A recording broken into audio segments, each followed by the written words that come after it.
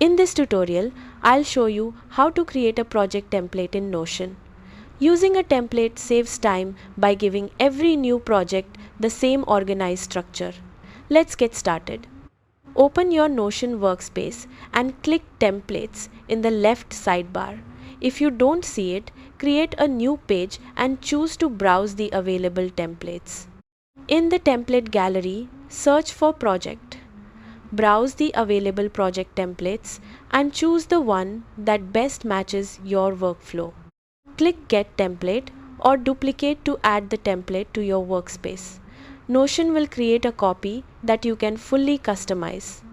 Open the new project template and update it with your own project name, goals, tasks, deadlines, and team members.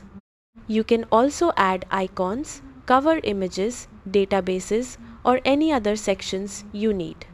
If you want to reuse this layout for future projects, open the database where your projects are stored, click the New button drop-down, select New Template, and build or paste your customized layout there.